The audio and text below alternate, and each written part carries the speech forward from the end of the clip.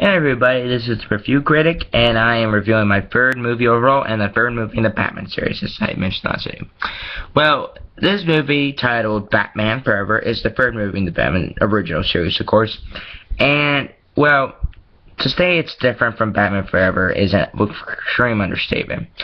This one is the first movie to not feature Tim Burton's director, and the first one to not feature Michael Keaton as Batman, the excellent job he does. Well, the reasons for their departure are simple. Batman Returns grossed over $265 million at the box office and was overall got good reviews, but nothing nearly as the reviews from people were mixed. So this film was not nearly as well received or as big of a hit money-wise and merchandising and box office and all that as Batman was, not even close. And so it was a huge, even though this movie made a lot of money for Warner Brothers, it just was such a steep step from Batman that the studio thought it was considered a little bit of a disappointment. And so they decided for the third movie they wanted to go much more wider demographic and a wider appealing film, so they could appeal to more people so they could sell more tickets. So anyway, basically Tim Burton was asked he wanted to make this third movie, of course, as dark as the second was, maybe even a little darker, supposedly. And so when the studio came to him and said they offered him to come back, but when they told him about what kind of movie they were going to be doing, and that it was going to be a much more brighter and happier film and all that, he said no. So he doesn't cut. Michael Keaton does not return as Batman due to the fact that he was doing the movies purely because Tim Burton was doing them, and that he didn't like the idea of a brighter, happier, go-lucky Batman film as Batman. He thought Batman should be dark and serious like the first two Tim Burton films. So anyway, he does not come back as Batman. Unlike popular belief, it had nothing to do with money. Warner Brothers actually offered him a record deal and $35 million cash to play Batman. Okay? Think about that. 1994 money, $35 million. It's a lot of dough. Anyway, so it had nothing to do with money. It was just he didn't like the direction they were going in, and he didn't like that Tim Burton was not going to be the director. So he's gone. He left. So in the directing chair, you have Joel Schumacher, and then in the bat suit, you have Val Kilmer. Now, as far as directing, I give Joel Schumacher okay. He does all right in this movie. That's how quick I'm going to be. Now let's just dive right into the review. Okay, so Val Kilmer plays Bruce Wayne, aka Batman. Now, as far as his performance, I don't like as Batman. It's not even close. I much more prefer Michael Keaton as Batman than Val Kilmer. It's not a contest really. As far as Bruce Wayne, though, I just prefer it's a much more closer battle. I do like Val Kilmer a lot as Bruce Wayne. I like him as Batman a fair amount. I actually think overall he did a good job as Batman and all. It's not nearly as good as Michael Keaton. And so, anyway, overall, as Bruce Wayne, I much more prefer the Bruce Wayne. I prefer that more style of Bruce Wayne better, the more kind of non-sociable, by myself, that kind of thing. So I kind of like that better than the Val Kilmer style Bruce Wayne, where he's more sociable and he's doing stuff and he can talk to people, about his problems. So anyway, overall, I prefer Michael Keaton. Val Kilmer is a good substitute, so he does a really good job following up Michael Keaton, and he's overall a good substitute. So I'm always okay with the casting.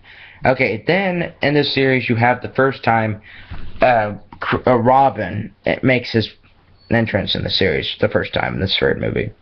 So anyway, he is played by Chris O'Donnell. His performance comes off as a little annoying, but I think they got the right kid. They did a good job with the character. The thing about this movie is it's really a lot about backstories. It's about Robin, of course, and the thing about him is that his parents was killed by Two-Face in one of the carnivals they're doing. And he kills him, and so he's out for revenge, and he wants to join Bruce Wayne as Batman, because he eventually discovers that Bruce Wayne is Batman, which had to happen. And so he wants to join him in his fight against crime. He wants to kill Two-Face. And there's this whole story arc with Bruce Wayne trying not to have him become his partner so he doesn't kill Harvey Dent, because he doesn't want him to go down to this dark place. Whatever. So, so anyway, overall, I do like Robin in this movie. He's good. I like him. I like the actor that played him, and I like his performance. So, overall, they did a good job, Robin. He gets a little annoying in parts, and he does gripe a little more than I think they needed him to, but overall, he's good. On to the rest of the supporting. On to the villains. You got Tommy Lee Jones, Oscar winner Tommy Lee Jones playing Two-Face, and none other than the guy that was hot on a streak at that time after playing lead roles in big movies, comedic movies, might add, in back-to-back order, Ace Ventura, The Mask, and Dumb and Dumber. Three straight movies, three hits, all starring Jim Carrey, you know.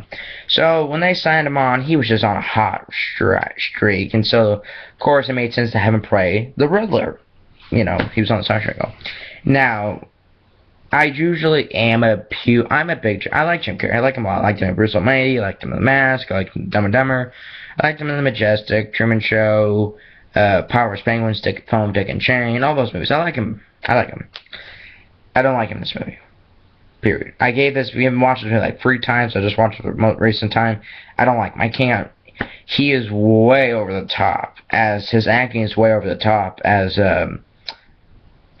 Riddler. It's just too much. You know, it's just kind of like same with Penguin. They went way over the ridiculous with Riddler, so I really am not big on his performance. And I'm just not big on Riddler, the villain in this movie. He comes off as a bit, like, maybe a little forced and a little, I don't know, whatever. They were trying to go for this more Brian Cover movie, so have him in there made sense, but I just don't care for his character. I'm not a big fan of the Riddler anyway, but I wasn't big on Jim Carrey's performance or the Riddler, so they were okay. Now, as far as acting goes, Tommy Lee Jones was no peach either as Two-Face. They murdered Two-Face's character in this movie. They hardly kept to the character, and he's over the top too, and it's ridiculous, and I don't like it at all. I mean, but the thing is though, as far as his performance goes, his acting's like Jim Carrey's okay, but over the top. Anyway. But I will say I did enjoy him as the Two-Face because it's just funny to see this really serious guy who's in movies like The Fugitive and the Man in Black movies and all that. He's this really serious actor, and you see him goofing around, dancing, flipping coins, jumping, shooting guns. Seeing Tommy Lee Jones act this goofy and silly was just like funny, you know. So it was entertaining just to watch him be ridiculous. So it was funny to watch him, but as far as the character performance, forgettable. So anyway, I'm not too big fans of the villains on this movie. They were okay at best.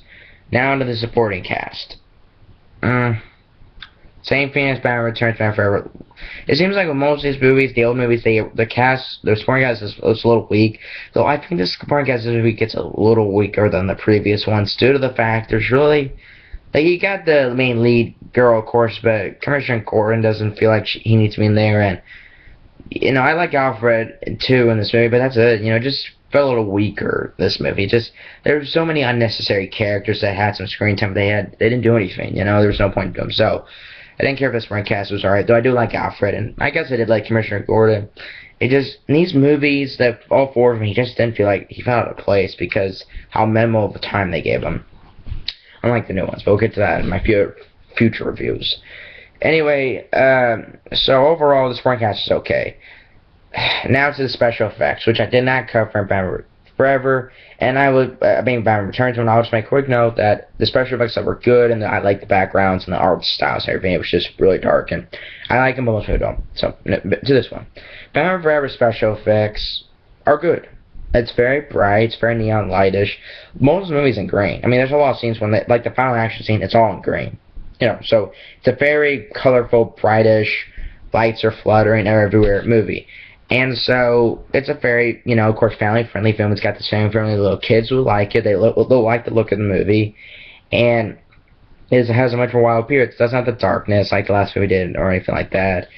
And all that kind of stuff. So the special effects overall for the time were good, and the sets and all. Though they're really bright for a Batman movie, I don't care for it, but I know where they're trying to go. So that's alright. Overall, it's good. All those backgrounds and the art styles and everything. And the costumes are cool. Like the new Bat suits and Robin suit, though. The nipples, that was stupid. That's what I'm going to say. Everything about it was cool. So, that was good. On to the final category, the script. This is when the script for these movies, the story became pretty close to weak. This movie is close to weak. It's okay. It's been okay, I'd say. Though there are some good parts of the story, it just feels kind of like a mess. So this movie has really no cohesive plot, period. Like, the last two movies, they actually had a cohesive plot to a point. This one doesn't seem like it does really that much. I mean, it just goes all over the place at points, and, like, I just wasn't a big fan of a lot of the dialogue in particular. There was a lot of cheesy dialogue that made you feel like you weren't watching a, not necessarily a Batman movie, but a dumbed down Batman movie. Like, for example, 30 seconds in the movie, you see Batman come up, got the boatmobile, he's about to go in and whiz off, and Alfred says to him, "Shall I make you a sandwich, sir?" And Val Kilmer's like, "Okay, drive through." There's lines like that in that movie that just aren't necessary. Like, I just, wasn't a big fan of it. So the dialogue's okay. Everything, a lot of these scenes in this movie is okay. Okay?